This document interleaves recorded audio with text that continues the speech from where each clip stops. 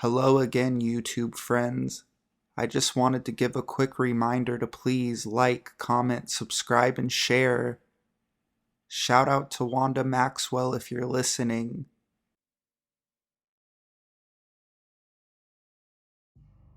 Doggo to the rescue.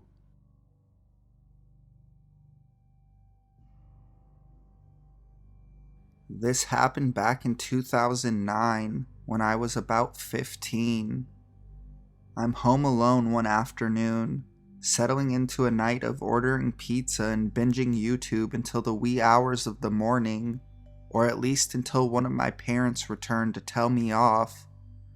It was the middle of an Australian summer, and at that point in history I had a dog, a Kelpie named Kita, like the Power Tool brand. Kita was supposed to be a farm dog, but was a little too special to do what he was meant to.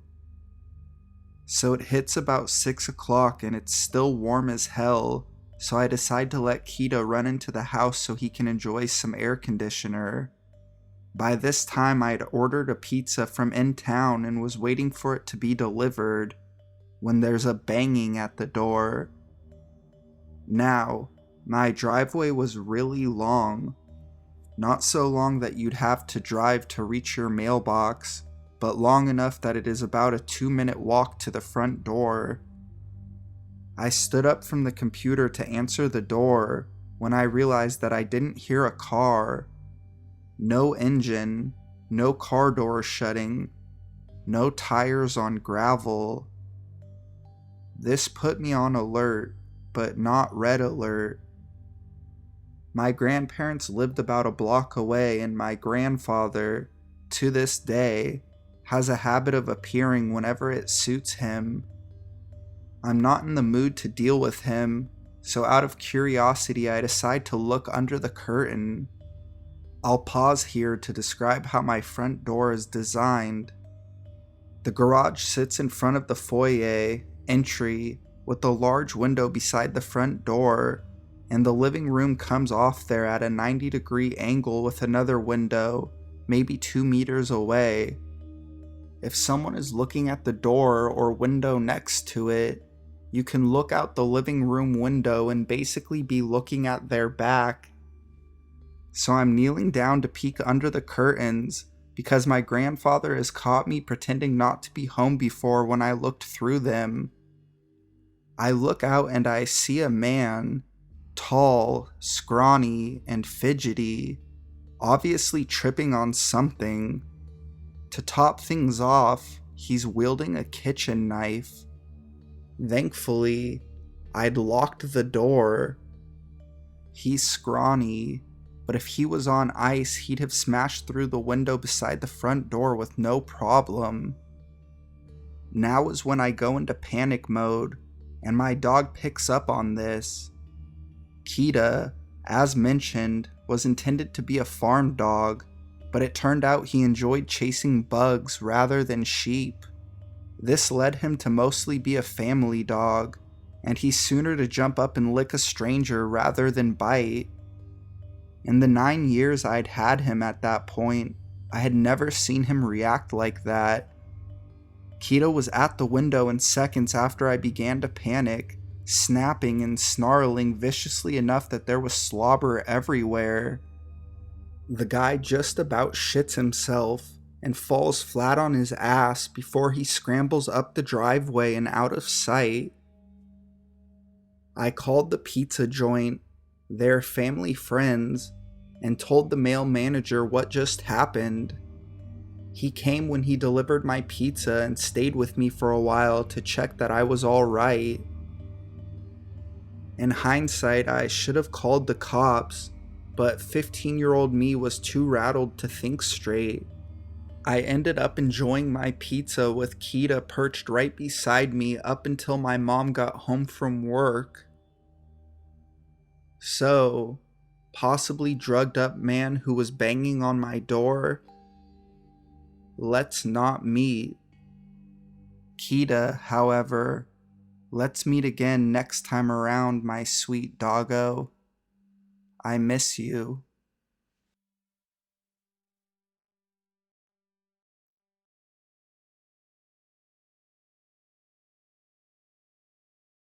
when a late night dinner ends with a panic attack.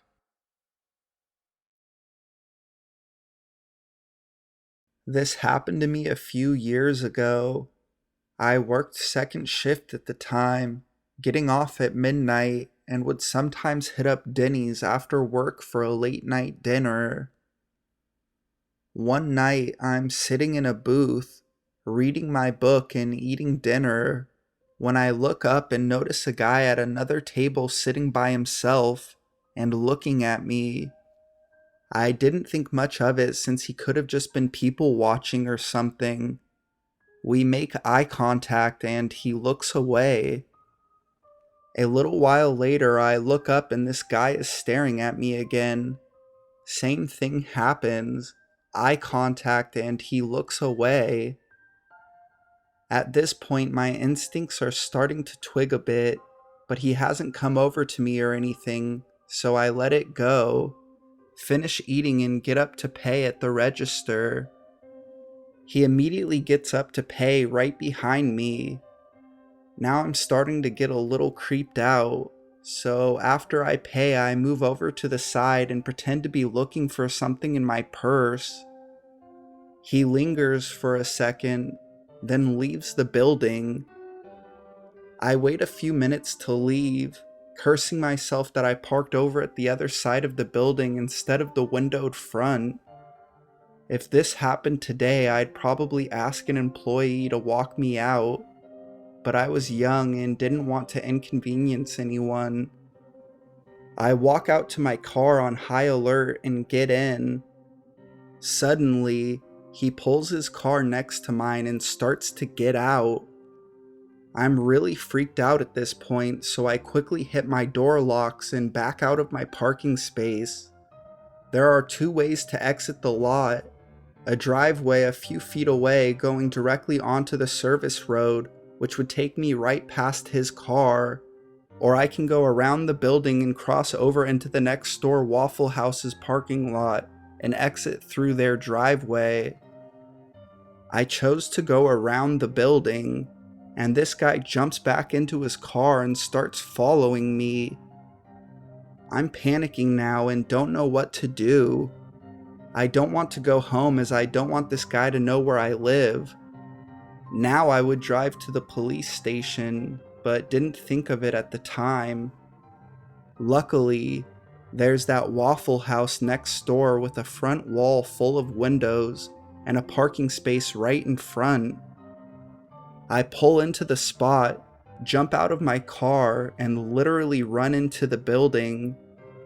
I look back outside and see his car is stopped right behind mine, and there's this just enraged look on his face.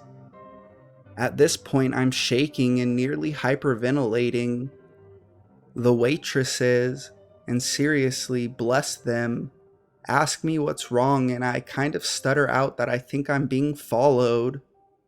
One of the waitresses come around the counter, stands next to me, and just stares down the car creep until he drives off. Then she sits with me in a booth and gives me a cup of coffee, telling me to wait a while before heading home. I left about 20 minutes later, and I swear I watched every car on the road to make sure this guy wasn't following me. Never went back to that area after work again, though I did write a thank you note to the waitresses and dropped it off during the day. It scared the shit out of me, but to this day the thing that makes me angry about it was, after telling some friends what happened, a couple of them tried to convince me that he just thought I was cute and wanted to talk to me. No. They didn't see this guy's face when I got to safety. He wanted to hurt me. Thankfully, he didn't get the chance.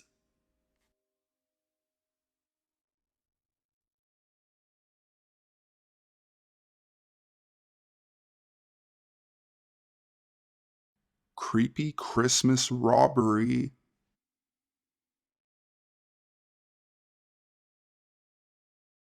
Hey everyone, long time lurker, blah blah blah. This happened to my family when I was like 11 or 12. Background: we live in a small, close-knit southwestern town.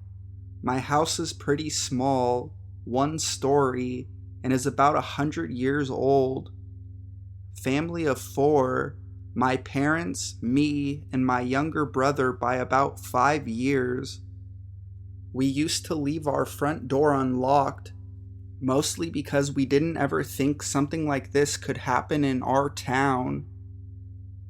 It was Christmas night, so we all went to bed pretty early since we were more of a Christmas Eve type of family.